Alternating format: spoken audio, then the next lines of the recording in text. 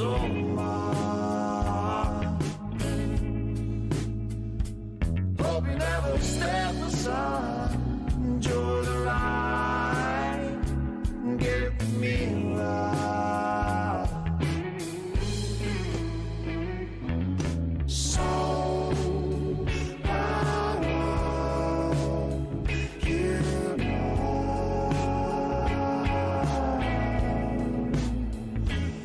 So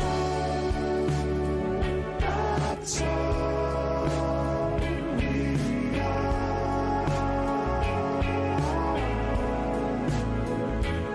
So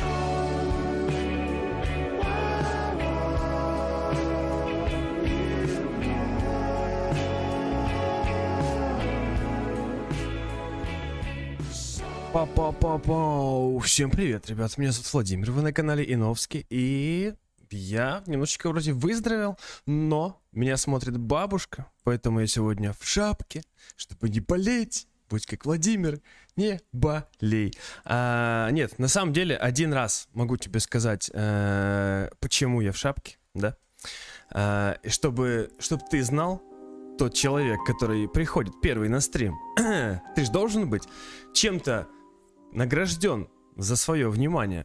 Я сходил на какие-то там процедуры, мне там что-то поделали с волосами и сказали не мыть до завтра, и поэтому я такой, ну блин, отстой.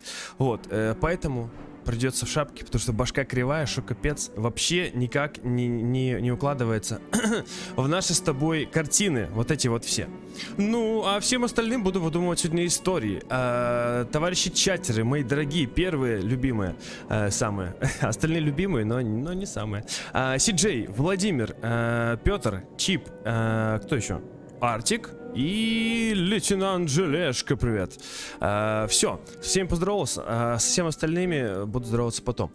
У нас сегодня с тобой зайчик, ты представляешь, наконец-то ждали мы его 10 тысяч лет, 3 глава, называется «Срез под корень». Ага, угу. Вот, ну все, надеюсь, мой голос не сядет. Потому что больничный еще не закончен, а Владимир уже стримит здесь тебе вот это вот всякое. Поехали. Что-нибудь придумаем. А звук нормально, кстати? Алиса. Скоро, Антоша, скоро. Ну, как-то так, наверное. Ой.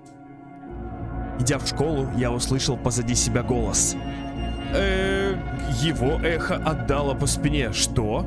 Вызвав рой бегущих ледяных мурашек, быстро переходящих к шее. Алиса? Вымолвив имя дрожащим от испуга голосом, я замер в ожидании. Оно томило меня, начинало разрывать душу изнутри, заставляло с каждой секундой осознавать, что рядом опасность. Опа! Это точно сон. У нас все либо сон, либо глюк. Да, Антоша, я Алиса. Голос моей знакомой звучал ласково, но мои чувства не изменились. Я все еще был напуган. Что скоро? Сглотнув слюну, я внимательно стал прислушиваться к малейшим шорохам у себя за спиной. У тебя в кармане лежит чужая вещь, Антон. Я права? Я сунул руку в карман и, немного там пошуршав, почувствовал холод металла. Это была ручка. Та самая рабочая. Я честно ее выиграл. Откуда Алиса узнала, что я взял ее с собой? Откуда она вообще узнала, что у меня есть эта ручка? Ты ведь знаешь, что брать чужое плохо. Я не крал ее, это награда за мою победу. Владос, привет. Желания расстаться с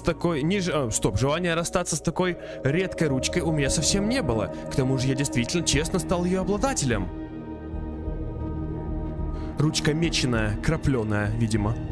Ну же, Антоша, подумай о миленьком Вите, который сейчас плачет без своего драгоценного аппарата. Откуда ты знаешь? Любопытство постепенно начало брать верх. Ох, Антоша, я знаю намного больше, чем ты думаешь. В эту секунду Алиса подошла буквально очень близко. Я чувствовал ее дыхание над своим ухом, буквально очень близко. не меньше. А давай поиграем в игру, Антон. Я расскажу тебе стишок, и если ты ответишь на мой вопрос, то так уж и быть, я не буду отбирать у тебя эту ручку. А с какого момента ты решила, что ты сможешь? Но если нет, увидишь, что будет. Если сможешь увидеть. Съем твои глаза. Внутри меня все съежилось. Но, видимо, другого выхода здесь попросту нет. Хорошо. Разумный выбор, Антоша. А теперь слушай внимательно. У страха нет преград ни в море, ни на суше. Чудных друзей лишь шлет он иногда. Пламя души своей, тайну зверей в тайге. Что пронесешь ты сквозь миры и века? Это же тот самый стих, о котором я вчера читал на обрывке газеты. Даю единственную подсказку. То, что шлет пламя, поджигает тебя в тени. Ничего себе вопросики. То, что шлет пламя, поджигает меня в тени. Я вспомнил записку и тот странный шифр, который смог разгадать ночью. Пламя шлет страх. Нет, наоборот. Страх шлет пламя. Точно. Вот первые слова шрифта. Это страх. Я повернулся к Алисе. Страх таится в тени, так как многие люди его боятся. А пламя — это что-то вроде силы, то, что позволяет спастись от тени, отбиться от нее. Похваставшись перед Алисой своим остроумием, я даже ненадолго улыбнулся. А я-то думала, что ты глупенький, зайчик мой. Алиса ласково обозвала меня. Правильно, смышленый ты наш. Страх, конечно же. Ты победил. Я не ошиблась, когда выбирала тебя. Очень быстро голос Алисы сменился на добродушный и радостный. Его мягкое звучание вновь начало придавать ощущение уюта и домашнего тепла. И когда ей надоест так шутить?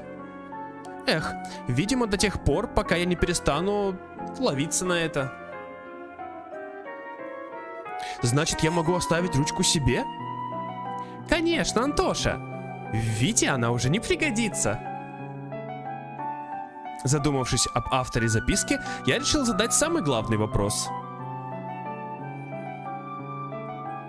А кто он? Витя? Гав-гав. Что? Витя пес? Я так и знал, что Виктор пес. Видел бы ты сейчас свою морду, Антоша. Я пес. Лицо вообще-то. Юмор Алисы сильно специфичен. Не каждый его поймет. Но, тем не менее, он мне все равно нравился. Ну что, так и будешь на одном месте топтаться? Я не заметил, как перехожу с одной ноги на другую, стоя на месте. Пойдем, покажу тебе красоту. Предложение Алисы было весьма заманчивым. Однако у меня уроки. Извини, но мне нужно идти в школу. Если опоздаю еще раз, учительница убьет меня. Скучный ты, Тоша. С таким подходом ни одна девочка твоей не будет.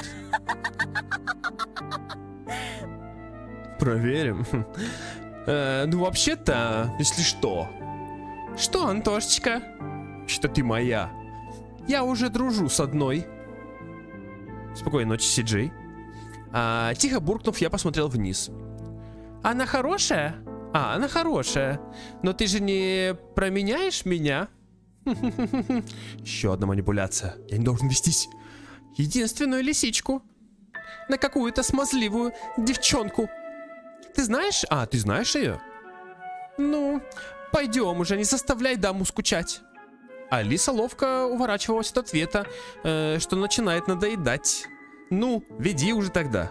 Вдохнув морозного воздуха, я сморщил брови. Алиса игриво протянула мне руку. Однако я не стал ее трогать. Ответ, пожав плечами, она повела меня за собой, ответив, наверное. Админ Рашн, привет.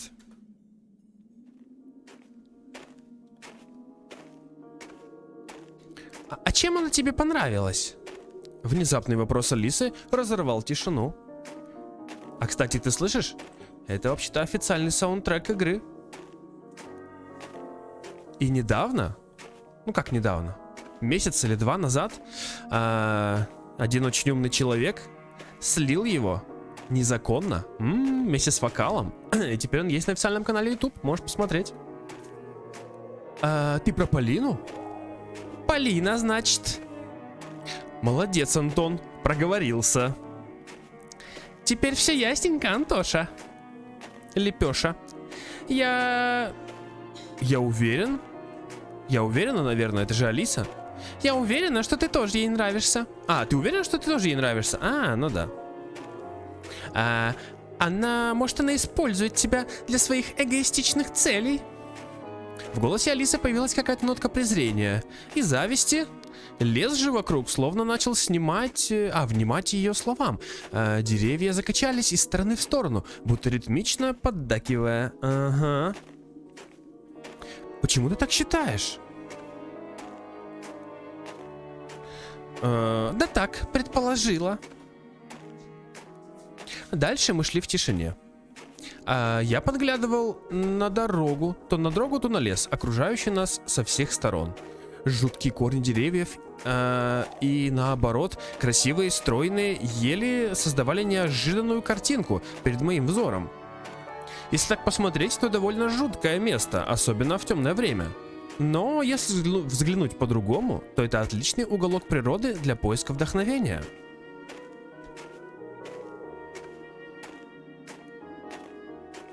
Тишина, перебиваемая лишь пением ветра, превращающего мягкий снег в заиндевевшие сугробы, заставляет тело и разум отдохнуть. «Мы почти пришли», — произнесла она, это крайне неуверенно, словно с тщетными попытками пытаясь скрыть свое беспокойство. «Алис, все хорошо?» — нерешительно произнес я. «Помнишь, я говорила, что они идут за тобой?» Алиса решила напомнить мне о своей лжи? «Помню. Помню, что ты обманула меня.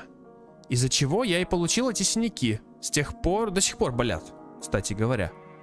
Я поправил очки и показательно почесал ушибленный лоб. «Ой, да забудь ты!» Ее напряжение в словах вновь без следа исчезло, однако все же оставив за собой небольшой осадок в груди. Осадок в груди? Это как? «Пойдем!» Без лишних слов она взяла меня за руку и повела в сторону. Вместе мы стали стремительно обходить сугробы и пробираться через многочисленные острые ветки кустов.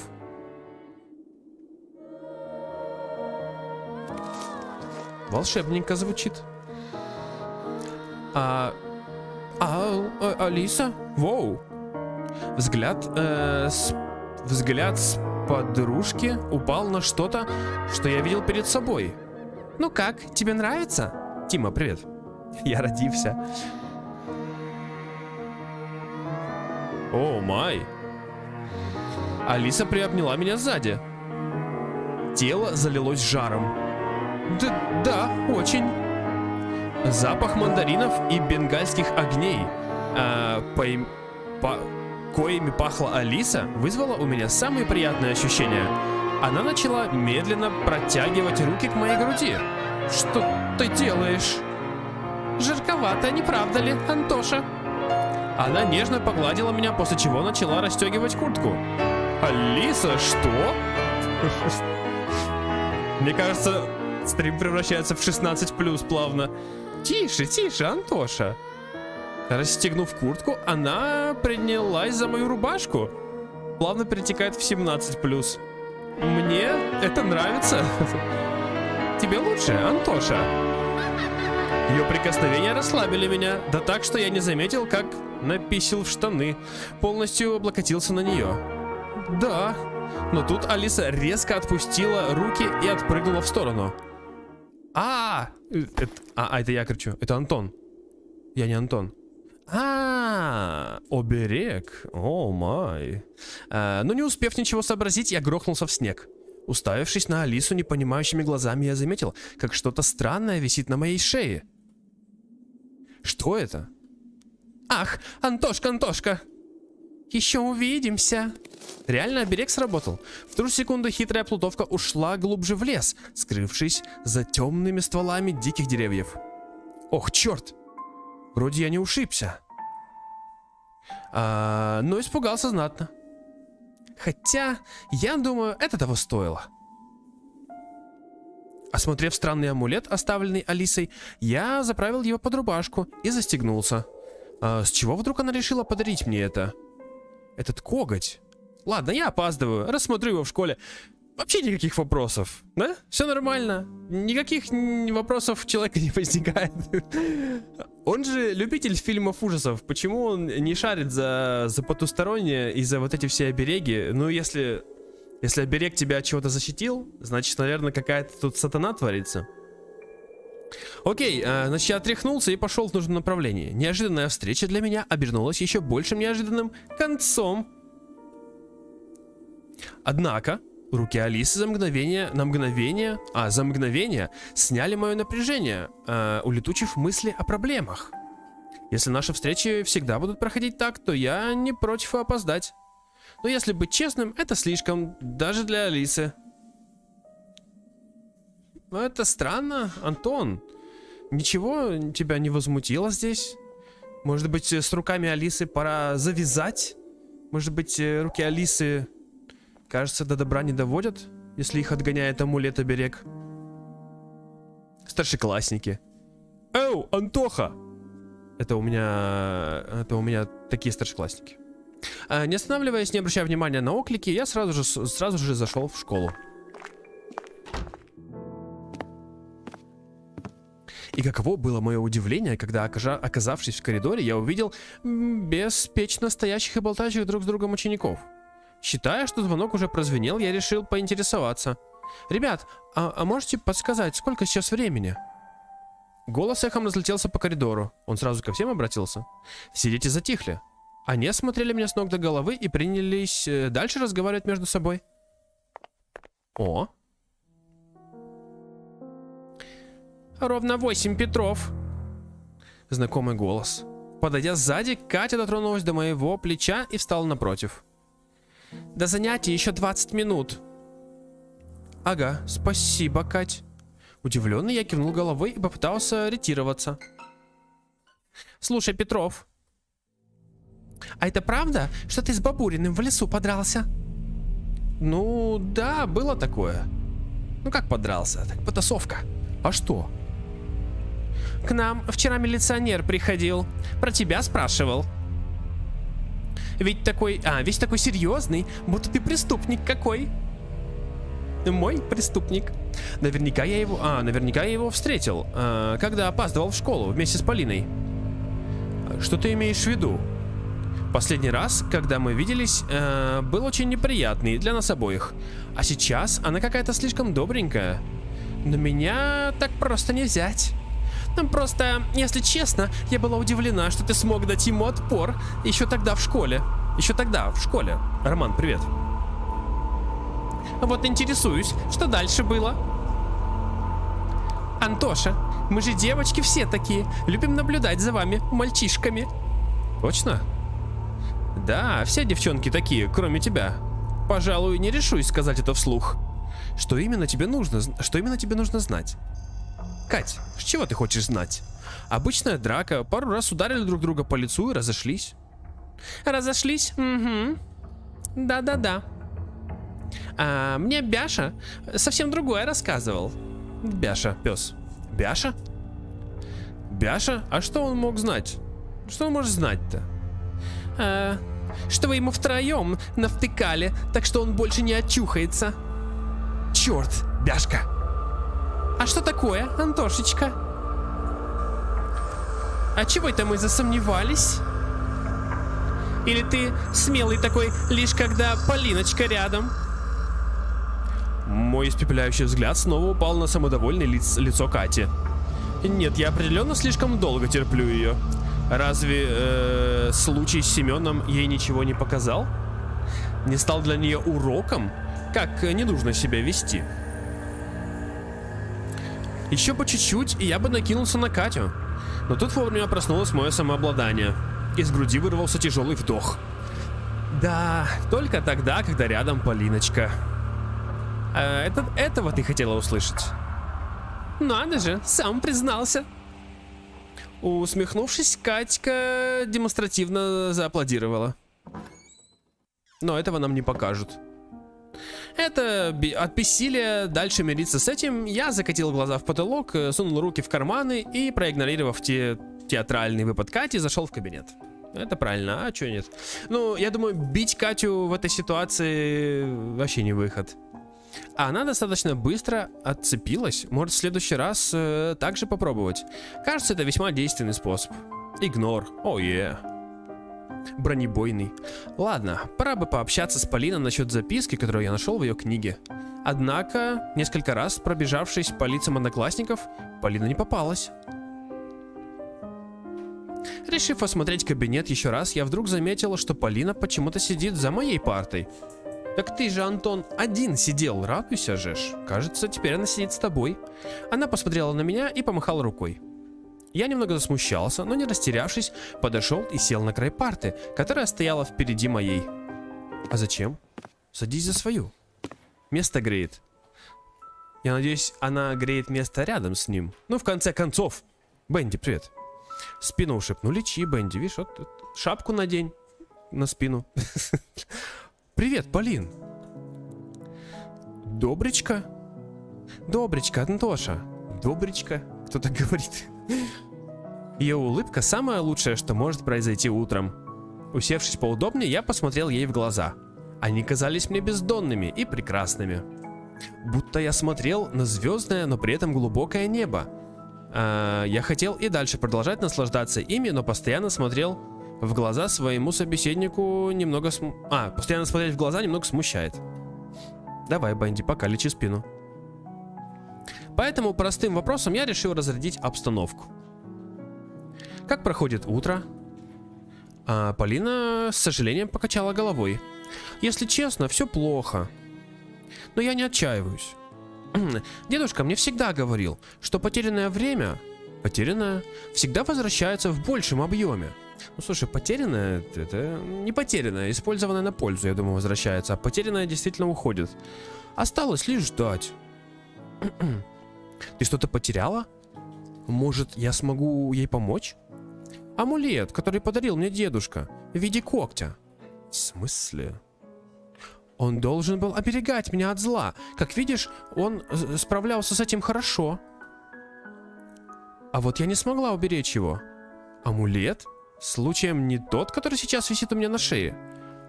А это, наверное, совпадение, но я как раз получил какой-то амулет. Такой же, вроде как ты и описала, в виде когтя.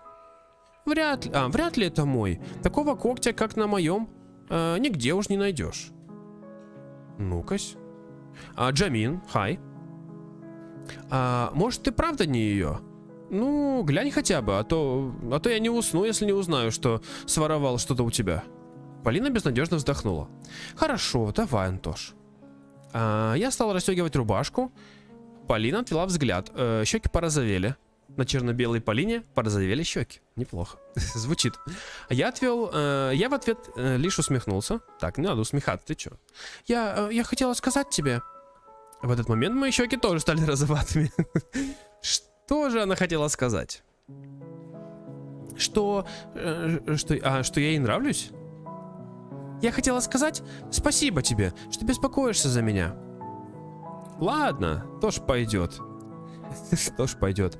Многие девочки считают меня скучной из-за моих интересов. Let's play, Brad. А мальчишкам лишь машины спортивные да пистолеты железные подавай. Будто дети малые. Как хорошо, что ты не такой. Ты мыслишь не на свой возраст, Антоша. И этим ты мне нравишься. Она сказала это. Она сказала это. Хорош. Ты... Амулет показывай уже, Антон. Нет, еще не время. Да что там? Рад стараться, особенно для тебя. Я наконец-то снял амулет. Подожди, откуда мы... Я забыл, откуда мы его взяли. Да. У Полины округлились глаза. Это же он, Антоша. Ты уверена? Да, точно он. Тогда как он оказался? Тогда как он оказался у... подожди, стоп. Как он оказался в сугробе? Возле школы? Алиса дала? А в смысле? Алиса дала, и Алиса сама же напугалась? Я ничего не понимаю. Ничего не понимаю. Откуда у Алисы амулет Полины? Может, Полина и Алиса это один и тот же... человек? Нет, бред какой-то. Я не знаю. Веревка вроде не порвана. Я протянул амулет Полине, и она быстро спрятала его в рюкзак. Оберег души. Ачивка получена, но ты его не увидишь. А он за вебкой. Краюшек только, если что. Что? Вот. Антоша, ты просто чудо. Чудо шоколадное. А теперь, я теперь у тебя в долгу. Нет, ты чего? Нет. Ну? Все хорошо, ты мне ничего не должна. Я бы поцеловала тебя в щеку, но думаю, это слишком банально. Да, особенно для нас с Антоном, конечно. Банально? Неужели есть что-то лучше? Я тебе завтра кое-что покажу, Антоша. Наверняка Полина ошибалась. Завтра выходные начинаются. Но завтра же суббота. Обсудим после уроков. Ее ласковый голос согревал мое сердце. Если надо, останусь ради нее, хоть ночевать здесь. Да, хорошо. Я слегка опустил глаза и посмотрел в книгу, аккуратно примостившуюся перед Полиной. А что ты читаешь, кстати? Как раз таки ту книжку, которую я дала тебе вчера. В смысле? Ту же? Но она же у меня. Что происходит здесь с инвентарем? Я взяла еще одну в библиотеке. Точно, есть же библиотека. Я вчера довольно много прочитал. Скажу так, заставляет погрузиться в сюжет. Солидарна с тобой. Правда, мне это читать немножко сложно. Как-никак первая моя книжка такого жанра. Но я буду рада, если мы будем обсуждать ее время от времени. Не против. Я не против. Посмотрев на ручку, лежащую рядом с книгой, я вспомнил о послании. Кстати, Полина, ты не видела в той книжке, которую ты мне дала, никаких записок, случайно? Нет, не видела. А они там есть? Есть, но одна. И очень странная. Неужели записка от самого Редрика Шухарта? Естественно. Полина мечтательно улыбнулась. Ага, если бы. Со вздохом произнес я. Записка от некого Вити. Ага. Так мало... Что? Так мало того, что записка. Еще у меня и ручка его есть. Это заявление, Антон? Я ее у Ромки выиграл. Ага. И что там было написано? Дословно сказать не могу. Но там было что-то таки явно... Что? Так, что? Но что-то там было... Так, это явно страх. Дословно сказать не могу. Но что точно там было, так это явно страх. Ага. Но я боялся... Он боялся леса и его обитателей.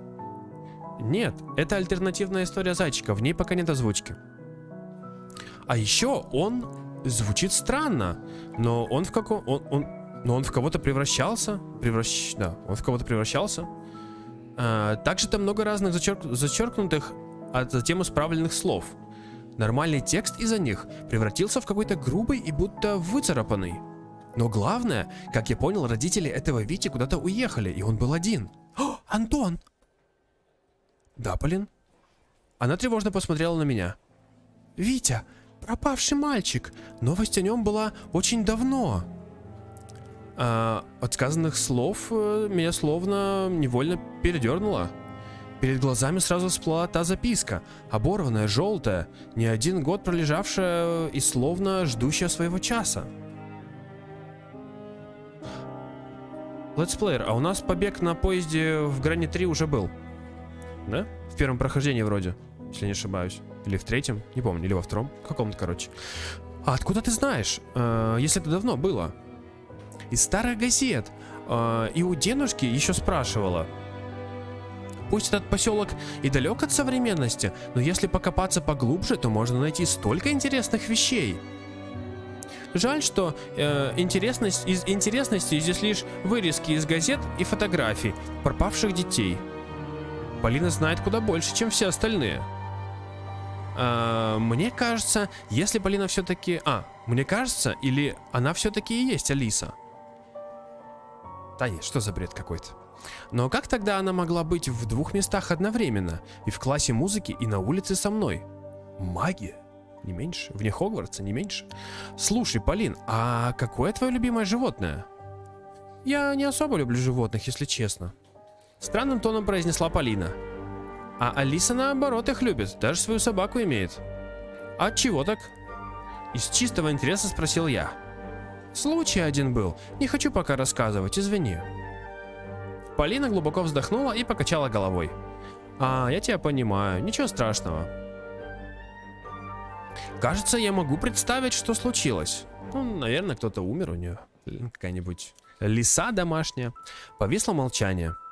Кстати, а почему ты на моей парте сидишь? За моей партой.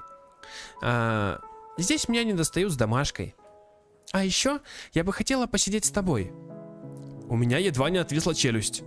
Но, к сожалению, нас быстро рассадят. Так что я пойду, Антош. Давай. График стримов разный. В основном с 4 часов дня по Польше. Но я иногда болею, иногда есть какие-то еще неотложные дела, поэтому, пожалуйста, в Дискордик, пожалуйста, вкладку сообщества проверяйте почаще. Я выкладываю для тех, кого нет в Дискорде, во вкладке сообщества. Для тех, кто есть в Дискорде, пишу в Дискорде. Полина встала и ласково погладила меня по плечу. Еще раз спасибо, что нашел мой амулет. Опустив руку, она пошла к своему месту. Улыбнувшись вслед, я взглядом проводил ее до парты. Пусть день и начался довольно необычно, но мне нравится. Ладно, пора доставать учебники. Так. Окей, книгу нам дали, вторую взяли в библиотеке. Амулет дала Алиса. Почему Алиса напугалась? Это была не Алиса, вторая? Или кто? Или где? Или я что-то уже забыл. За 3 дня болезни. Как всегда, первый урок — это русский. Разборы предложений и слов — весьма изнурительное занятие. Особенно, когда некоторые весьма одаренные особо не могут отличить, где причастие, а где непричастный оборот.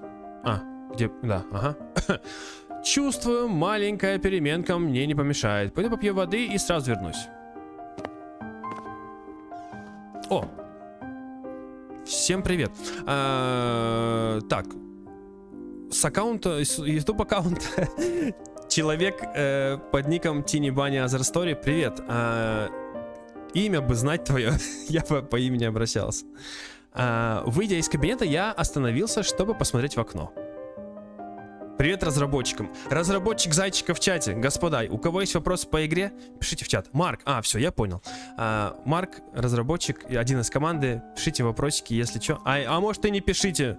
Не надо писать вопросики. Пусть человек просто посмотрит стрим. Выйдя из кабинета, я остановился, чтобы посмотреть в окно.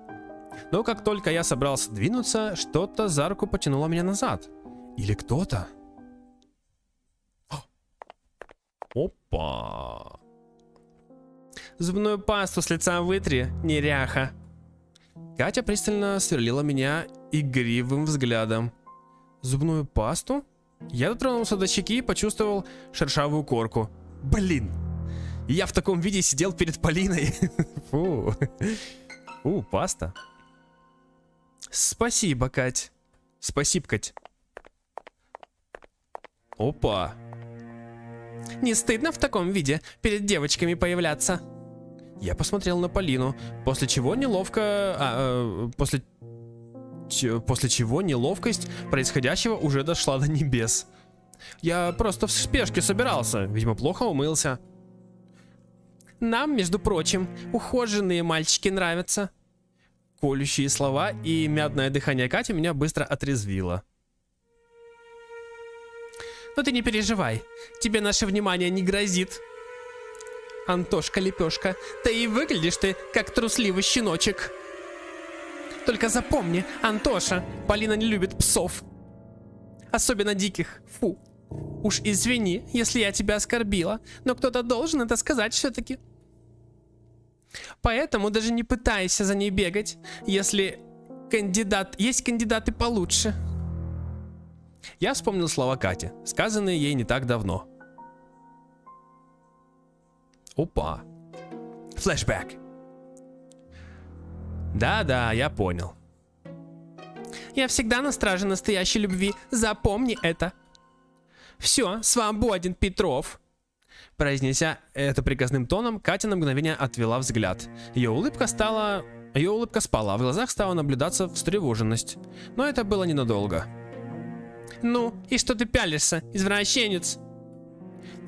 Пойду я лучше, а то мало ли недолюбленный мальчик может сделать. Что может недолюбленный мальчик сделать с беззащитной дамой?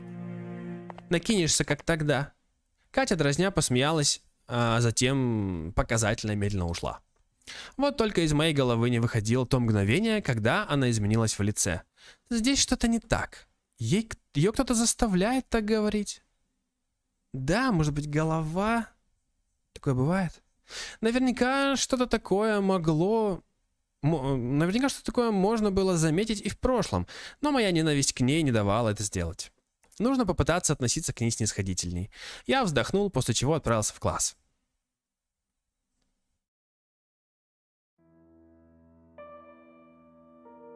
Школьный день закончился. У самого выхода из школы Полину позвал какой-то старшеклассник и хотел с ней поговорить возле класса музыки. Я остался в гордом одиночестве. Из забот у меня теперь лишь ожидать, параллельно наблюдая, как ветер гнет ветки деревьев и разгоняет снежную пыль в разные стороны. Иногда эти ледяные осколки попадали мне в лицо, от чего я морщился и сразу старался их убрать.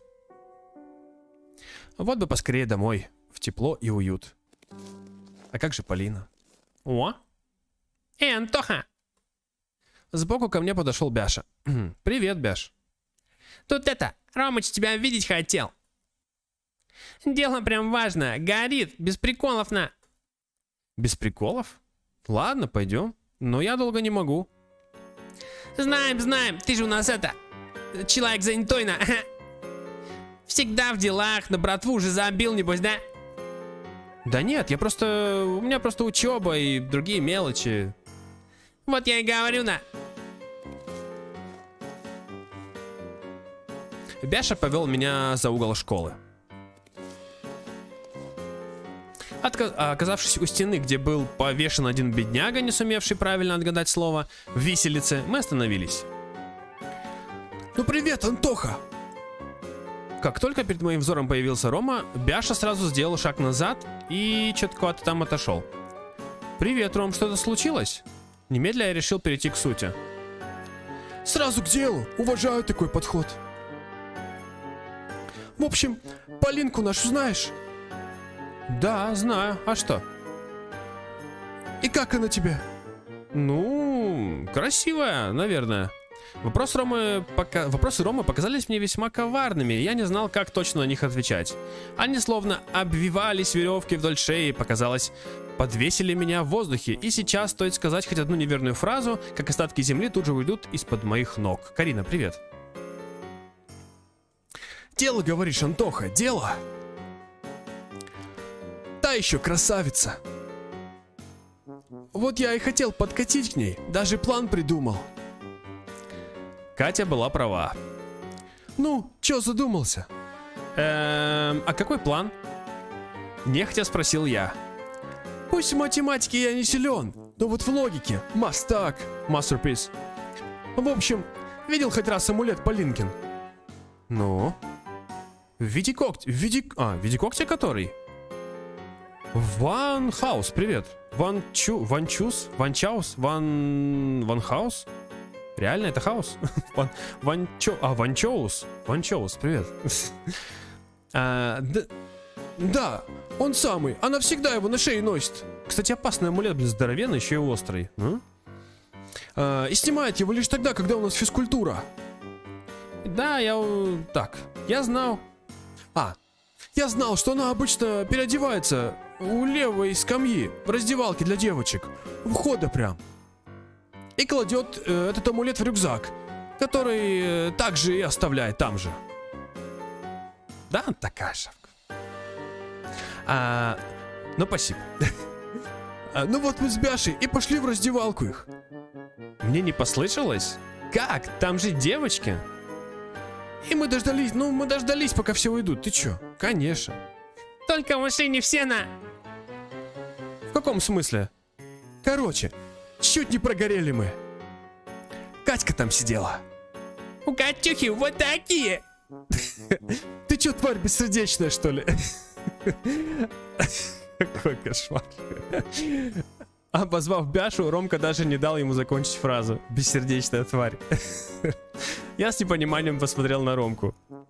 Так и что он сказал? Так что он не так сказал? Там Катька сидела, вся в слезах, в общем. Я не знаю, что с ней там случилось, но это даже меня напрягло. Я никогда ее такой не видел. Ладно, к сути. Она нас заметила и сразу же туфлями закидала. Пока Бяша с ней... Пока Бяшка с отвисшей челюстью стоял и пялился, она ему так в рожу зарядила. Уроком будет. А я отступать не хотел. Решил придумать кое-что. Значит, я, супершпион, отвернулся, извинять начал. Мол, дверью ошиблись. Извинять начал. Извиняться, наверное, да? И, подходя к выходу, сделал вид, будто случайно Полинкин рюкзак уронил на пол. А когда стал поднимать, амулет исцапал. Больше в рассказе Ромы меня взволновало не то, что он чужую вещь, украл, а то, что было с Катей в тот момент. Вся в слезах? Что с ней могло случиться? Одна в раздевалке плачет, и ей даже никто не помог? Помог бы ей я. А для чего это все? Зачем красть чужие вещи, так еще и таким изощренным способом? От хулиганы. Но Бяша туда не за амулетом пришел вообще. А для того, чтобы Полинка чуток погрустила, что амулет такой дорогой потеряла. А потом я прихожу к ней такой, опа, и отдаю его. Логика. И весь такой герой, и сразу, чтобы добиться и внимания, такой классный царь во дворца. Вот только проблемка есть. Дай угадаю, ты потерял амулет. Да, идите колотите в одно место его. Вот и позвали тебя. Спросить, не видел ты девку какую-нибудь? Девку какую-нибудь или пацана, который себе его прихапал? Да, Карин, я болею, поэтому Поэтому, надеюсь, температурка не поднимется. А шапку надела, потому что на процедуру ходила, там голова взъерошенная. Никак ее не уложить, а мыть нельзя. Вот так. Ничего не понимаю, короче, если амулет украл Рома, то как он оказался у Алисы? Из чего вдруг Катя плачет одна в раздевалке? Либо это очередной сон, либо я главный герой какой-нибудь запутанной книги. Придется соврать ему. Выбор-то у меня небольшой. Извини, но я не видел никого с таким амулетом. Может, купить ей новый? Ну погодь. Поди купи такой, хрен найдешь. Ладно тогда, Тох, достало меня на холоде стоять, домой пора. Ну ты если найдешь, гада, кто себе амулет присвоил, звякни. Еще и баблишко с него потянем, а за помощью дадим все тебе. Да, хорошо, буду внимательней. Я одобрительно кивнул и вместе с ним аккуратно... Что? Вместе с этим скрестил за спиной указательные и средние пальцы. Класс. Магия вне Хогвартса снова. Магия скрещенных пальцев. Даже не могу представить, что было бы, если бы я рассказал правду. Ладно, это сейчас не самое главное. Полина довольно сильно задерживается. Что этот старшеклассник может обсуждать с ней так долго? Вообще-то старшеклассник и с нами что-то хотел обсудить. Может быть, все-таки стоило о чем-то поговорить со старшеклассником? Может, это ее парень? Надо вернуться к входу. Подходя, я увидел Полину, которая уже полчаса меня ждала. Антон, извини, что заставила тебя ждать. Ничего страшного, это того стоило, сказал я и в который раз вытирая маленькие капли от растаявших снежинок со своего лица и очков. Насчет субботы. Лилия Павловна попросила меня украсить коридор на нашем этаже ко дню детского творчества. А разве этот день не для начальных классов? Да, как раз для них, но мне нужно просто помочь украсить. Но одной мне не справиться, поэтому я уговорила взять тебя с собой. Прекрасно. В изумлении я открыл рот. Вот так подарок. Весь день вместе с Полиной. Я согласен. Во сколько приходить? Опа, оригинальный смех, что ли, подъехал? Ах, какой быстрый. В половине 11 встретимся у входа в школу, хорошо? Так я еще и выспаться успею, ё-моё. Обещаю, что не опоздаю. А с собой надо что-нибудь брать? Лишь хорошее настроение. Лицо Полины просияло улыбкой. Ну что, Антош, пойдем домой, Домой? Ко мне? Я надеюсь, он не вслух это сказал. А нет, слух. Я, наверное, неправильно выразилась. Пойдем по домам. Да, извини, ха-ха-ха-ха-ха-ха-ха-ха-ха. Я не так понял. Угу. Я не так понял. Я бы с радостью пошла к тебе, но у меня сегодня дела есть.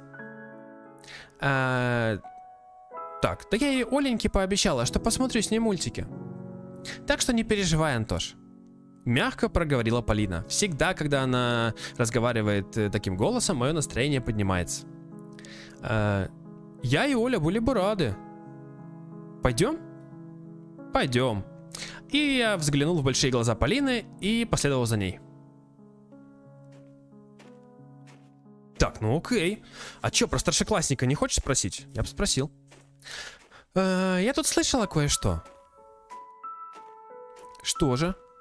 Спросил я задумчиво. Что ты с Ромкой теперь сдружился? Ну да, мы общаемся. Но я не хулиган, честно. А я ганста. Будь с ним поосторожнее. От него можно ожидать все, что угодно. Обещаю, ввязываться во что-либо я не буду. Спасибо тебе.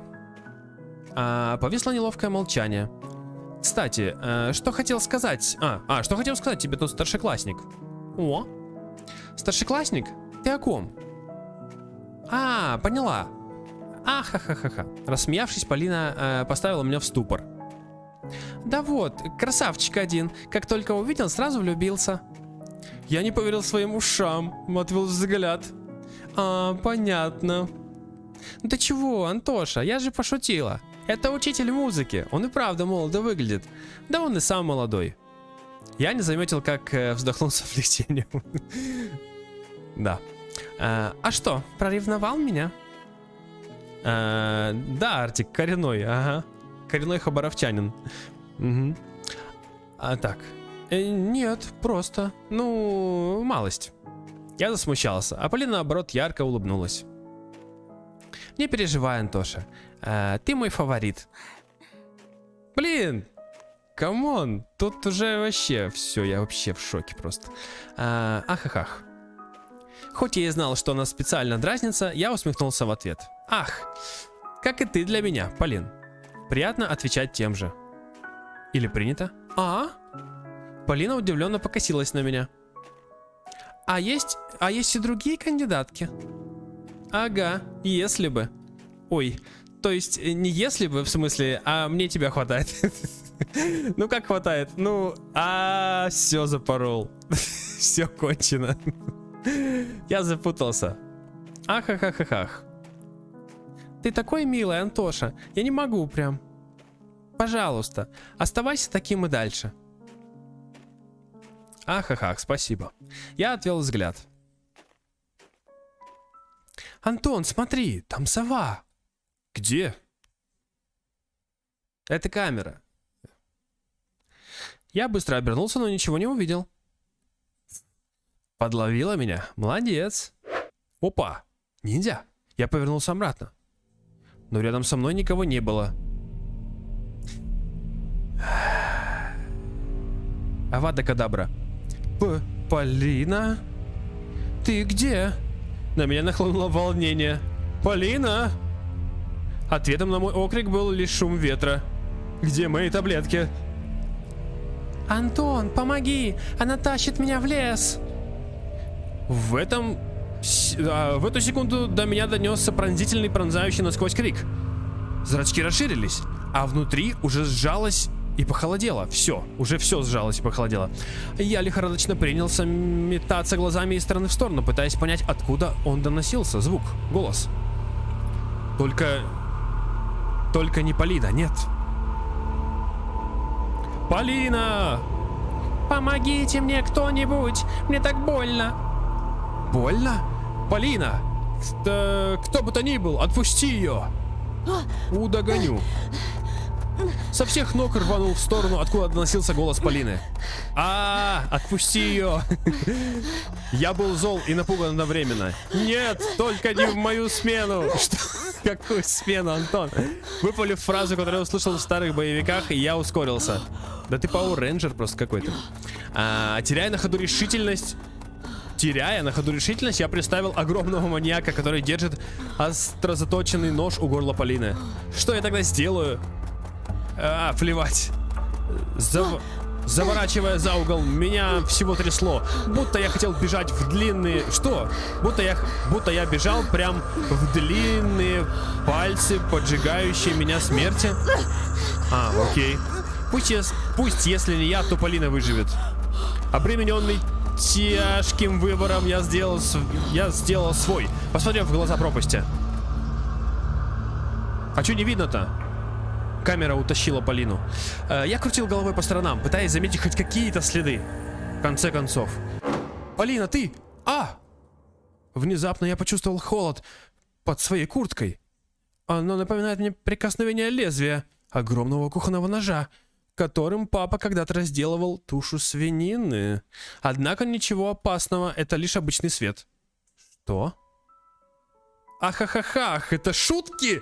Ты чё, нормальная, нет? Антош, ты так сильно испугался, что мне аж самой страшно стало. Перед собой я видел свою спутницу, живую и невредимую, но от этого возмущение начало брать верх. Полина, ты, всеку тебе свертухи. Однако, она виновато посмотрела на меня, после чего я убавил пыл. Не делай так больше, пожалуйста. С этими новостями о пропаже детей любой намек душу выворачивает. Еще и голова после тех травм побаливает. У нас ведьмаки на стенах. Нарисованы повсюду. И вдруг ко мне пришло осознание того, что я стою и ною. Вообще-то Польша сделала еще Dying Light, This War of Mine и что-то еще. Просто почему-то все знают в основном Ведьмака.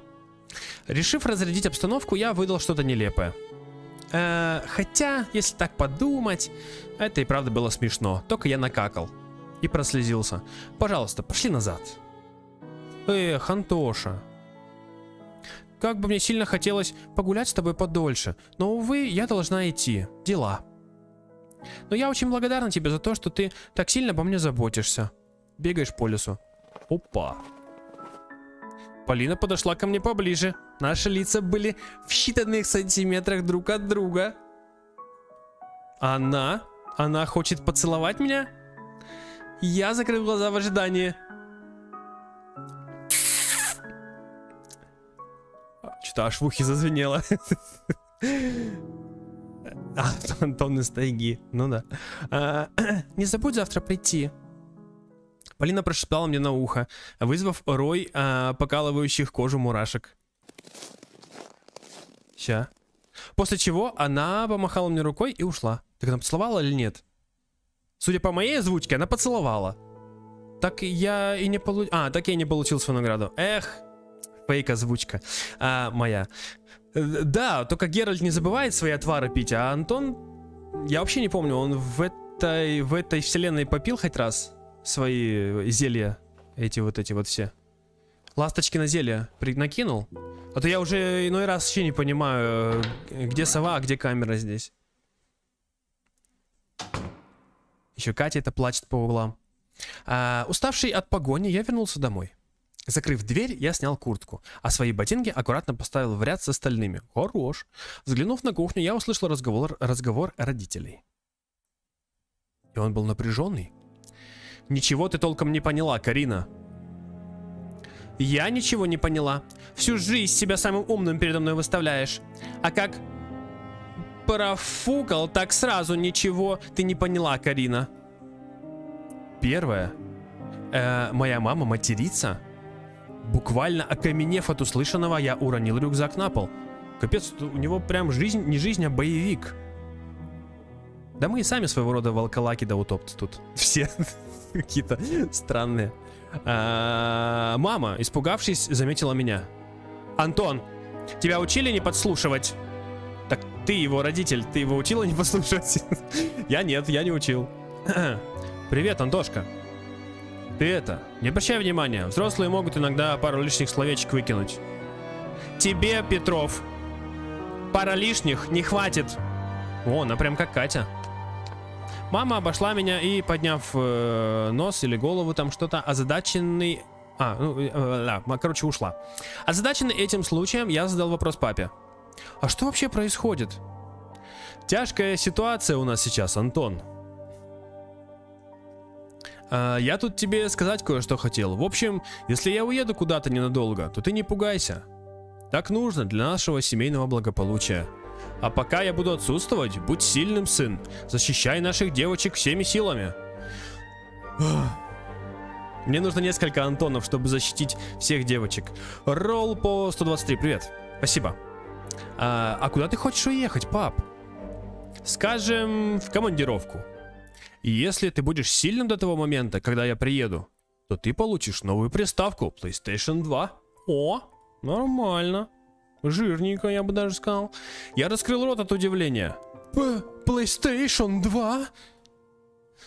С 2 джойстиками? Соли на пару будете рубиться. А как подрастешь? Куплю тебе Sega Dreamcast. Будем вчетвером рубиться. И Полину пригласим. Нет. Нет, это не может быть правдой. Давай, Антошка, топай наверх. И не разболтай сестре раньше времени. Ого, Арти, какое длинное сообщение. Ну, короче, польские разработчики на самом деле могут. И очень много могут.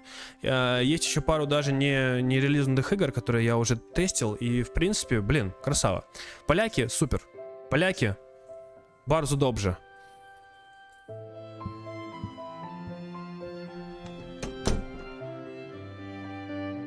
Схватив рюкзак, я быстро поднялся в свою комнату. Вторая... Что? Вторая пска? Вторая... Психопатка? Это да. Что? Пасхалка? Что такое пска? Ну, психопатка, реально? Так, давай, ЛСПР, давай. ПСК? ПСК, все, я понял. Ну, блин, так надо написать ПСК. Пска, типа... ладно, окей, вторая пска. Спасибо, спасибо, Владимир, за расшифровку. Я настолько крут буду, что сам Ромка за мной бегать будет. А зачем? А Ромка разве вообще играет? Он бы бегал бы, если бы играл бы, так и в Дэнди бы зарубал бы тоже. Мои руки тряслись от радости. Главное, не разболтать сестре и маме. Думаю, знать об этом пока не стоит. Представляю, как Оля от радости кричать будет, когда у нас приставка новая появится. А я-то как буду. Ебой! Моей радости не было предела. Целый мир видеоигр. Я буду играть в Соника. А на второй PlayStation есть Соник? По-моему, нет. Я не помню, по крайней мере, не видел. Я буду играть в Соника, мешая строить коварные планы злодею Эгману. О, хорош. Mortal Kombat, естественно. Третий Ultimate. Ха-ха-ха. Ура. Но третий Ultimate это точно на Sega, кстати. Это точно нет второй PlayStation. Даже представить не могу, что я буду рубиться в МК. Жестко. Как про-геймер, как киберкотлета. Иди сюда. Сказав фирменную... в смысле get over here. Сказав фирменную фразу одного из бойцов игры, я протянул руку вперед. Get over here. Как Скорпион. Сабзира.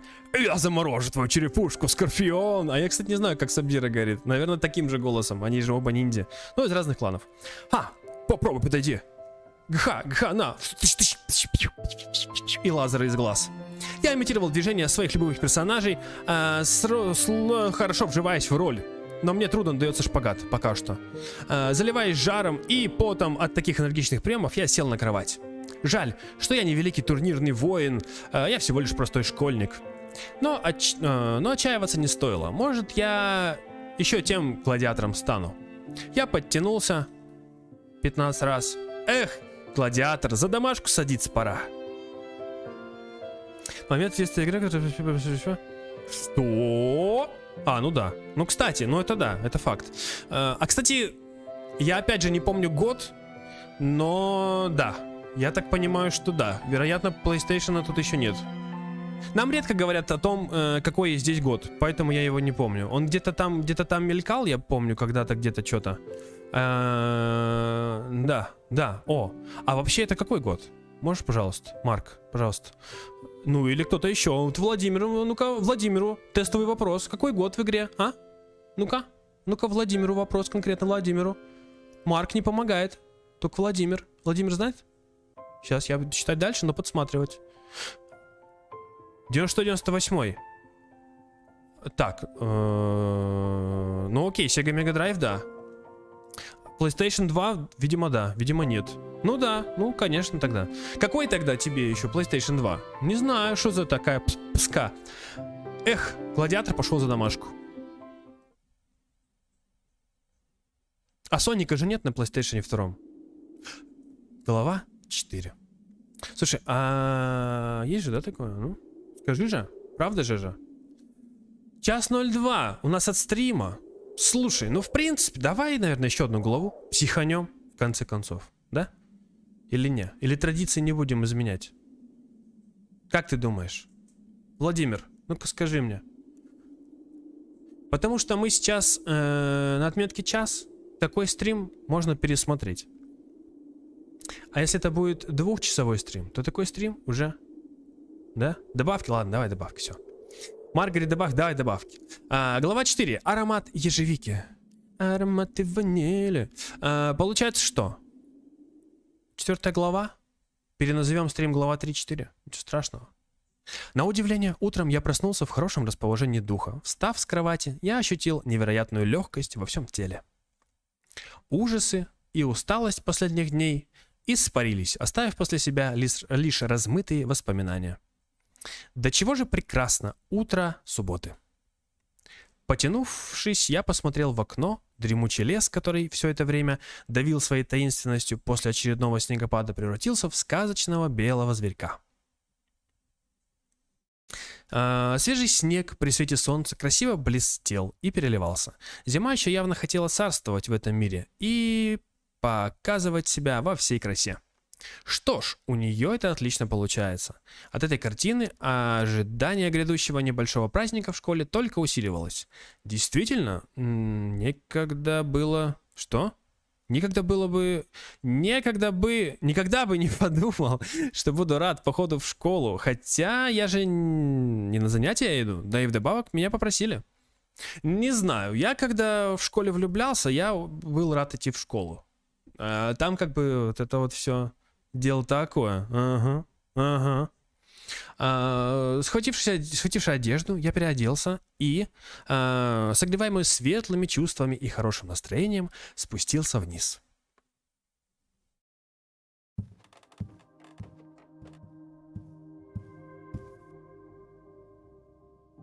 По обыкновению торопиться мне сегодня не нужно было, поэтому я решил без спешки сделать себе чай. А в качестве завтрака приготовить 3 толстых бутерброда с маслом и колбасой. Когда все было готово, я принялся с удовольствием их уплетать и вместе с этим разглядывать кружевные узоры на стекле.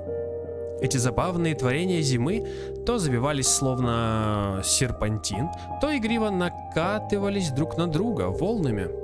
А где-то они превращались в пушистые ветки елки и, сплетаясь друг с другом, ползли по стеклу. Сказка. Я продолжал разглядывать их, как вдруг среди иголок и серпантина кто-то заметался. Кого-то заметил. Портрет был неясным, и чем больше я в него всматривался, тем больше он ускользал от моего взора. Сова, что ли, какая? А? Допив остатки черного чая, я помыл посуду и стал собираться. Наверное, это был один из многих моих завтраков, когда я по-настоящему чувствовал вкус еды, а не просто осознавал, что что-то съел. Достав с батареи высохшие стельки и варежки, я накинул куртку и вышел из дома. Наступившее утро казалось обычным, но на душе у меня было так легко и приятно, что от радости я схватил голыми руками горсть снега и подкинул ее над собой. Свобода! Ахах! Только так я могу описать свои чувства. Наконец-то свобода. Нет ни рюкзака, ни угнетающего нежелания куда-то идти. Я ничем не обременен. Какое прекрасное чувство. Свобода. С меня словно кто-то снял тяжелый груз, который тяготил меня все это время. Не знаю, почему такое сейчас со мной происходит, но я счастлив. А я знаю почему.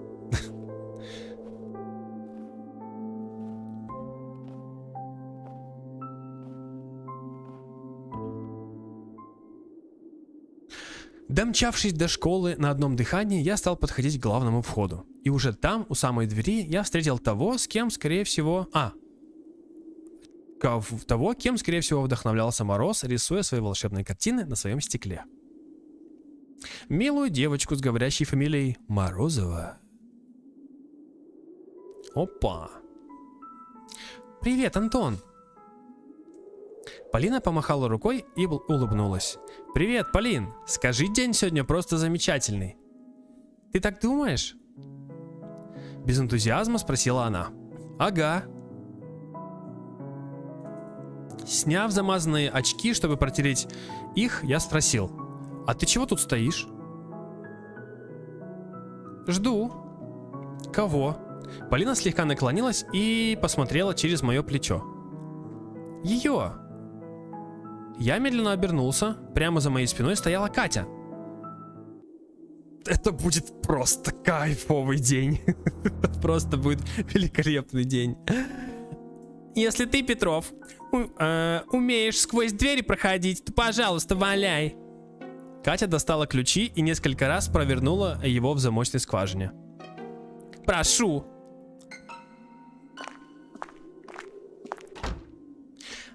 Напомню, у нас выстроенные отношения с Полиной. Выстроенные и взаимные. Мы зашли в школу. Катя, я тут подумала. Полина что-то начала говорить, но Катя холодно оборвала ее, не дав договорить. Мне интересно.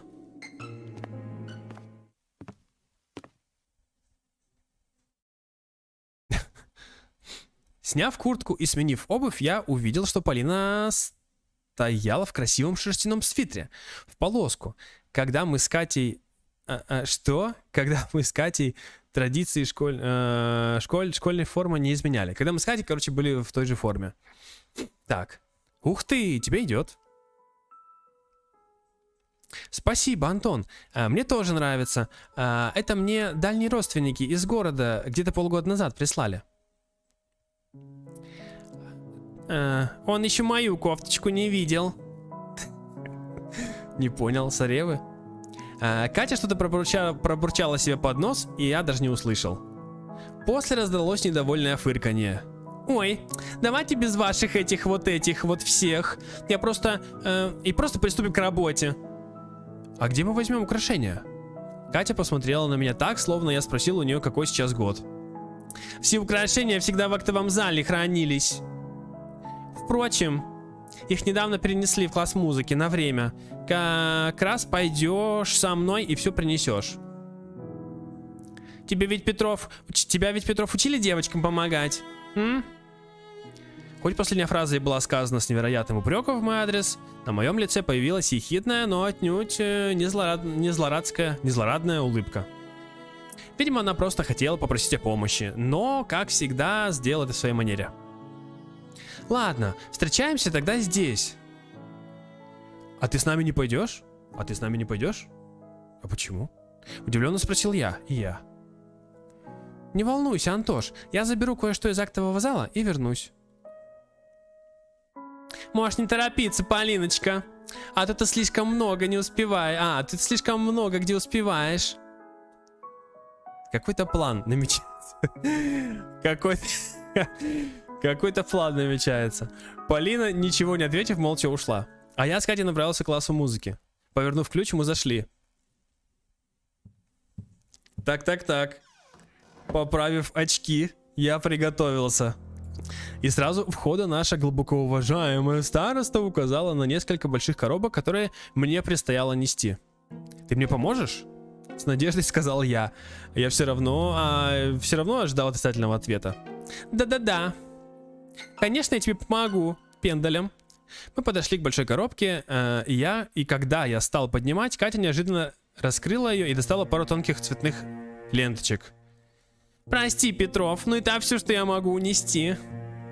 Я недовольно посмотрел на Катю, но та только по-лисьему улыбнулась. Чувствую, помощи я от тебя не дождусь. Катя развела руками. Но затем ее улыбка сменилась на более человеческую и добрую. Она посмотрела на меня и кивнула головой в сторону соседней коробки. Это максимум, что я могу нести из твоей коробки. А вот там лежат плакаты и рисунки. Думаю, они потяжелее будут. Мгновенно мое недовольство словно сдуло. Вот Катька, никогда не поймешь, что у нее на уме. Вместе мы подняли и понесли тяжелую коробку, наполненную рисунками. Остальные оказались действительно не такими тяжелыми, и я один быстро их перетаскал. Когда все приготовления были завершены, подошла и Полина. В руках у нее была скрипка и смычок. О, хорошая идея, Полин. Под музыку работать точно будет веселее. Согласна, Тош. Думаю, нам стоит задать ритм. Тош. Катя снова что-то очень тихо Тош. Ну долго вы еще будете разглагольствовать? Давайте уже приступим. Полина подняла смычок, и мы принялись за работу. Ранее мне никогда не приходилось украшать школу. Вначале я даже не знал, с чего начать. Но затем работа пошла в гору. И, если честно, дело это весьма интересное и даже, честно сказать, захватывающее. Спустя некоторое время коридор, серый и однотонный, начинал преображаться, становясь ярким и красочным. Вместе с коридором менялись и окна, наверное. Стоя ногами на парте, словно символизируя победу над властью школьных запретов и правил, мы с Полиной вешали на них вьющиеся ленты. А кто играл на скрипке тогда в это время? Разноцветный серпантин и картонные елочки. Время от времени мы переглядывались и с улыбками, ничего не говоря, продолжали наряжать. Так продолжалось до тех пор, пока я не слез и не отвернулся. Тогда, не теряя времени, Полина схватила коробку и, перевернув ее с ног до головы, усыпала меня мишурой и дождиком. Опа! Я даже не успел опомниться, как коридор наполнился смехом. Однако Катя не смеялась, стоя подаль от нас с грустным и потерянным видом. Она закрывала стены с облупившейся краской, плакатами и картинами. Глядя на все это, я подумал: красотища, невероятная. Если бы эта школа встретила меня такой красочной атмосферой изначально, то и желание ходить в нее у меня было бы гораздо больше. Финальным аккордом нашего творческого порыва стали длинные транспаранты с торжественной надписью «С Днем детского творчества». Пока мы с Полиной их натягивали, стараясь еле удержаться на партах, Катя стояла внизу и издевательски повторяла: «Криво! Еще кривее! Морозова! Да потяни на себя! Ага, так! Да, Петров! Ты что делаешь? Все, заново давайте!» Но вскоре транспаранты все же заняли свои места, и большая часть рисунков и серпантина тоже была истрачена. Я наконец-то мог спокойно и с гордостью выдохнуть. Надо бы немножко попить, да и остатки дождика с волос снять не помешало бы. я направился в сторону столовой и, проходя мимо расписания, увидел, что фотографии пропавших детей были сняты для замены на детские рисунки. На детские рисунки тех же пропавших детей. Может, это и верно. Их лица и так все знали. И сейчас не очень хотелось, чтобы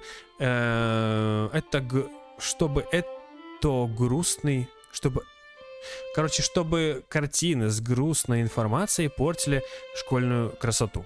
И картину общей красоты, которая за последние пару часов кардинально поменялась. Угу.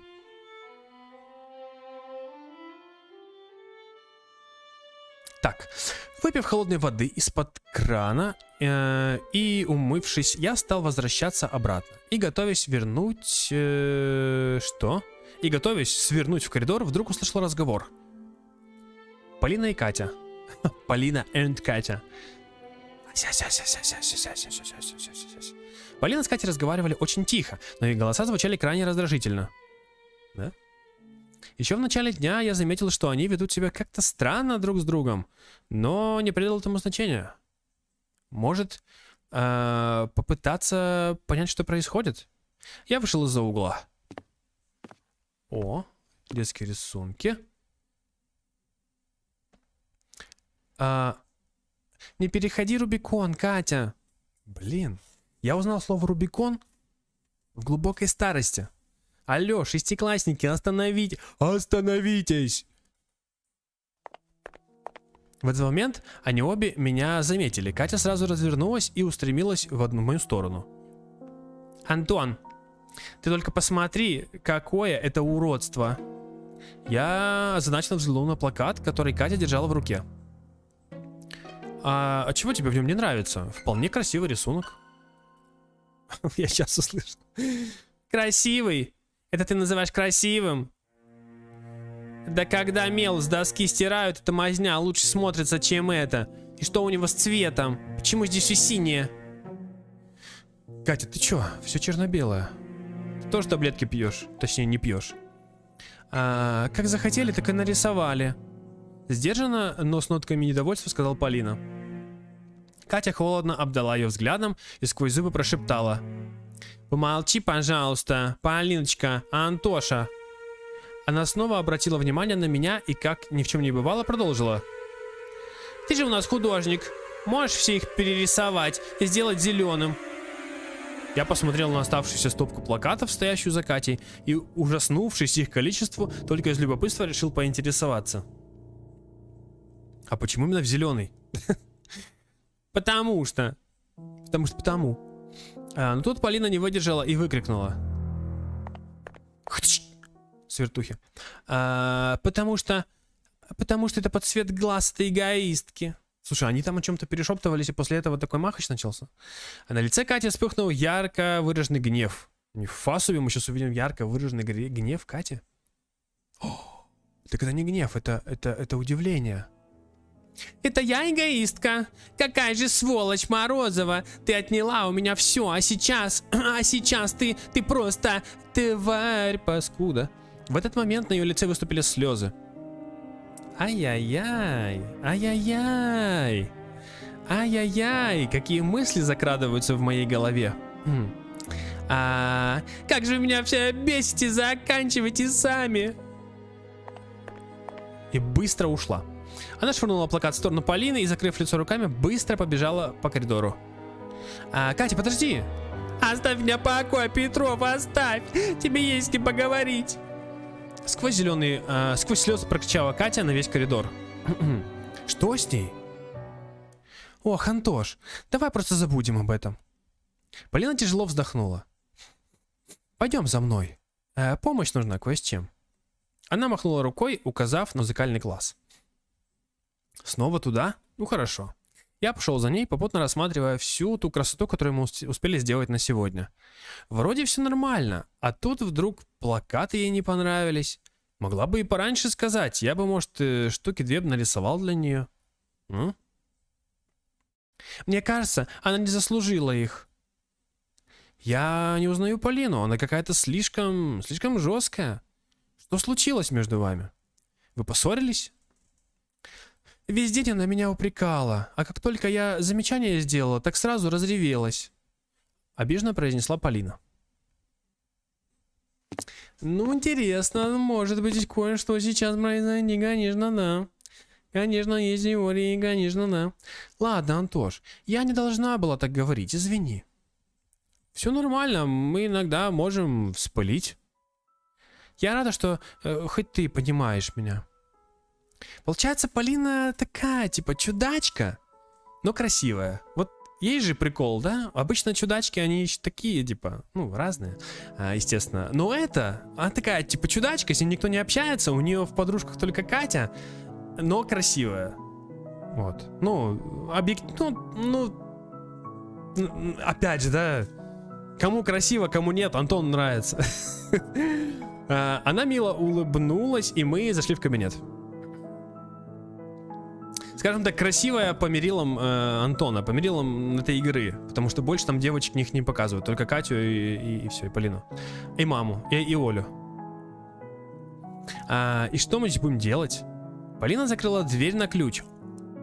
Зачем же так серьезно все? Божечки мои.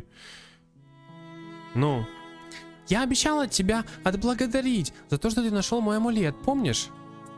Так. Радостно спросила Полина. Да, но если честно, не стоит. Я чистого сердца сделал. Да ты что-то как-то кабинет закрыла, мне даже как-то страшно стало. Да и всем нам немного страшно теперь. Кроме Марка. Марк-то все знает уже наперед, а мы-то нет. Выставляя себя рыцарем на белом коне, я ждал дальнейших действий Полины. Она усмехнулась и подошла к шкафчику. Учитель не разрешает его трогать без спроса, но я думаю, что он ничего не заметит. Полина достала с нижней полки новенький магнитофон производства японской компании Sony. Вау, это же целое состояние стоит. О таком каждый мечтает. Почему? Моему удивлению не было предела. Как ты наверняка понял, мне очень повезло с преподавателем. Помнишь, я просила тебя подождать, пока я поговорю с ним? Да, помню. А что? Тогда я сдавала контрольную работу. Практикой. Ну, короче, практическую работу. Учителю она настолько понравилась, что мы решили записать результат. Серьезно? У вас еще и записывающее устройство есть? Вы на что писали? На фортепиано? В этой дыре. Угу. Я понял, что сказал лишнее. Извини, не в дыре, а в этом поселке. Я согласна с тобой, Тош. Можешь не извиняться. Ласково сказала Полина. А что именно вы записали? Это твоя игра на скрипке? Нет, я там гроул репетировала. Я в экстрим банде играю. В металкор команде. Там не только моя игра на скрипке, там еще и учитель на пианино играет. Аккомпанирует, я так понимаю. Это вальс, Антоша. Опа, вальсон? Мы будем... Полина включила магнитофон и взяла меня за руку. Старайся не наступать на ноги, Тоша.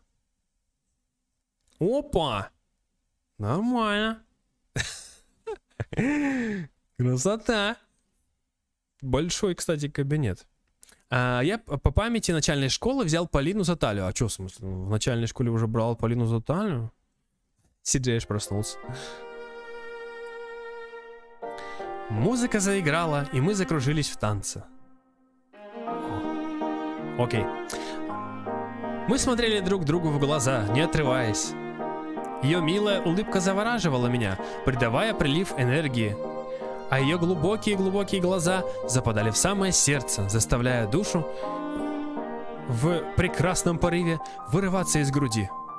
Движения танца выполнялись сами по себе, попадая в такт мелодии. Музыка была словно лечебным сиропом, излечивающий любые душевные раны. А скрипка в руках Полины превращалась в волшебный инструмент, способный вернуть к жизни даже самого потерянного человека. Интересно, она сейчас чувствует то же самое? Так же ли она наслаждается моментом, как им наслаждаюсь я? Я улыбнулся шире. Полина ответила мне тем же. Не хочу, чтобы этот момент кончался. Я хочу все время кружиться с ней в танце. смотреть ей в глаза, вдыхать ее аромат ежевики.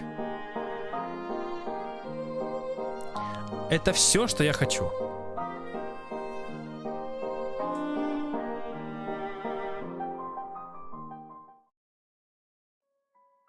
Когда запись прекрасной мелодии закончилась, мы остановились. Но расходиться не хотелось. Мы стояли, не отпуская друг друга. Это было прекрасно, Полина. Я продолжал улыбаться, не отводя взгляд от ее завораживающих глаз. Этот подарок я не забуду никогда. Я согласна с тобой, Тоша. С тобой так приятно. Однако это, к моему сожалению, не может длиться вечно. Я бы хотела еще больше провести времени с тобой, но мне нужно идти. Все время ей нужно идти. Полина очень часто упоминает о каких-то делах, и мне стало интересно, а что у тебя за дела, если не секрет? Полина смущенно отвела взгляд. Ты не будешь смеяться? Я в Mortal Kombat тренируюсь, на соревнования в Москву поехать хочу. Играю за Скорпиона. Нет, конечно, Полин, я никогда бы не посмеялся над тобой. Начал я уверять Полину. Ну, хорошо, Антош. У меня дедушка, он сам не может ходить, поэтому мне нужно ухаживать за ним. Ну, там не очень комичная ситуация в целом. Мне кажется, даже для шестиклассника. Ожидав чего угодно, но не этого, я удивился. Полина хорошо учится, отлично играет на скрипке и очень ухоженно выглядит. Так еще и успевает помогать дедушке. Полина, ты большая молодец. Ты очень талантливая, красивая, так еще и работящая. Еще и очень интересная. Если честно, я бы так не смог. Полина сильно засмущалась и отвернулась. Ах, Антоша, мне никто и никогда не говорил столько приятных слов. Я рада, что ты меня такой считаешь. Я слегка кивнул. И только сейчас вспомнил, что до сих пор держу ее за талию, когда она уже опустила руки. Ой, не подумай, я просто не заметил, заговорился. Да ладно, Антон, ё-моё, уже иди помогай за дедом ухаживать тоже. Да вообще кайф, ё-моё. Катю пригласите. Полина усмехнулась, сделала шажок вперед и... Опа. И темнота. И я потерял сознание. Поцеловала меня в щеку. Рада была с тобой увидеться. А чё, они втроем в школе, да? Ключи у Кати? А где Катя сейчас? Вот это тоже, да? Ну такая условность небольшая. У вас там подруга, третий человек, ну да, может быть не очень приятная, но она убежала в слезах куда-то. Может быть, стоит, сходить хотя бы просто за ней, там, не знаю, извиниться, там, что-то сказать. Там человек в слезах убежал. Если у тебя так случится, дорогой чатер, не делай так. Надо идти за человеком в слезах и смотреть, что с ним там происходит, и выяснять ситуацию. Потому что оставленный человек в слезах может всякого натворить. Она помахала мне рукой и вышла из кабинета, оставив ключи. Напоминаю, что это всего лишь игра, независимо от ее приятности. Я уставился на стенку и практически не моргал. Не моргая, погладив свою щеку, я взял ключи и вышел из класса. Ключи от кабинета. Неужели я тоже ей нравлюсь? Да ё-моё. Антон! Таблетки прими. Конечно, да. Пока я не вижу вообще ничего, я не вижу ничего. Я не вижу поводов не ладить с Полиной. Вообще, не знаю. Скажем... Эта ситуация все больше укрепляется в сторону Полины. И я не знаю, насколько должен быть невероятно крутой поворот.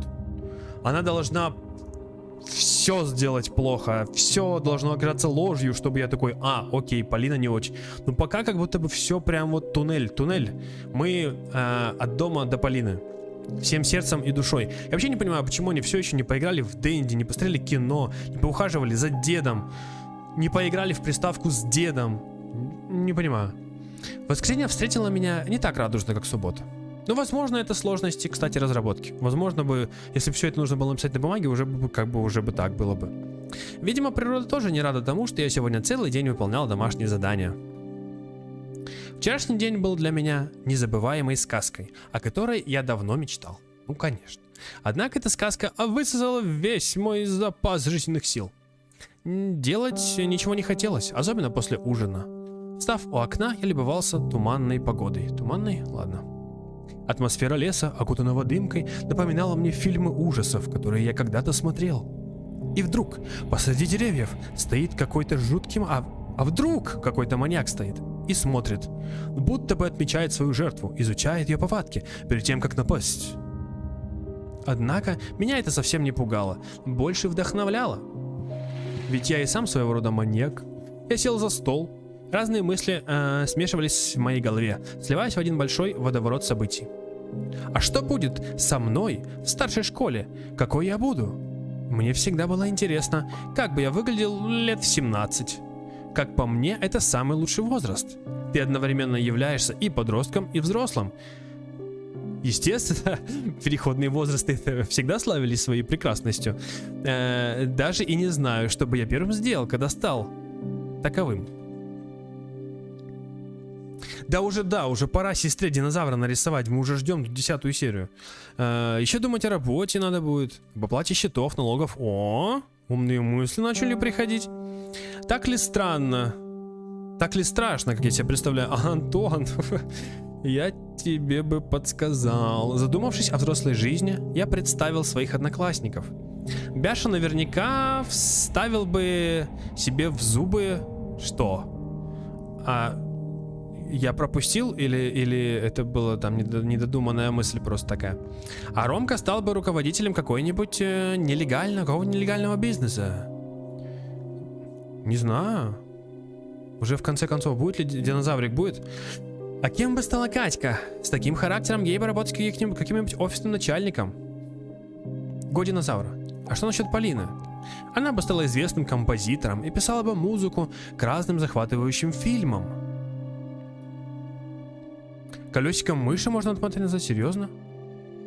О, я не знал. Сейчас, подожди. Вставил бы себе зубы. Ну, Бяша бы вставил зубы, но это ж не работа, это ж не карьера. Хорош. А я с первой части не в курсе, как мотать. А что насчет Полины?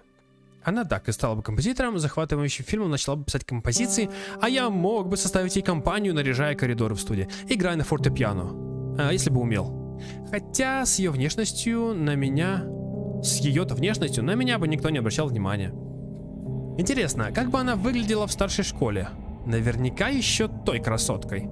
Я взялся за кисточку, как Пушкин во время написания стихов вдохновлялся своей музой, так и я в свое время, во время рисования буду вдохновляться своей. Со счастливой улыбкой на лице я вырисовывал ровные и аккуратные линии на своем альбоме.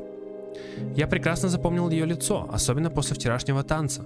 Представляя перед собой красивые глаза Полины, я стал рисовать их. Если все получится удачно, подарю ей этот рисунок. Такой рисовал, а получился дракон. Вытирая кулаком капли пота, ничего себе, кисточка тяжелая, на своем лбу я глянул на часы. Ничего себе, время близилось к 2 часам ночи. Последний штрих остался. Добавив блики глазам, я отложил кисть, любуясь полученным результатом. О, превьюшечка подъехал. Поражаясь самому себе, я воскликнул: превьюшка! Так, оп, хорош. А я воскликнул: это лучшее, что я когда-то рисовал за свою жизнь. Вытерев слюни, Полина, я подумал, Полина будет в полном восторге. Ну вот тут он, кстати, нарисовал примерно 16-летнюю, наверное, девочку. Главное, Катьке не показывать, а то нытья будет. Я взглянул на свои руки. Я сделаю превью и назову стрим 5 лет спустя. Пусть я не такой сильный, как Ромка, но зато талантливее сильно. Очень надеюсь, что Полина оценит мои труды. Да это охренеть какая картина. Ты чё, Антон, тебе сколько лет вообще? Ты чё творишь? Тебе 12 или 32? Похвалив себя, я аккуратно, чтобы рисунок не помялся, положил его между школьными учебниками. Это еще и акварелью нарисовано. Добрый день. Это не карандаш, это акварель. Красота? Гений просто какой-то. Завтра будет отличный день. Застегнув молнию на рюкзаке, я отправился в кровать. Ладно, Антон, сегодня ты постарался на славу. И теперь пора спать. До утра понедельника осталось... Спасибо за... Так, стоп. Куда? Так. Ну. Ты постарался на славу. Ага. Пожалуйста. Вот. А теперь пора спать. До утра понедельника, потому что... Ладно, ничего. Зевок перебил меня. Стрим будет 2 главы. Одну прошли уже, осталось вот эту допройти и все. Тут дольше точно делать не будем, иначе пересматривать людям будет неудобно. Да. Я лег на кровать и укрылся одеялом по самую шею. О! Ну, здравствуйте. Довольно быстрая глава, кстати. Ох ты ж!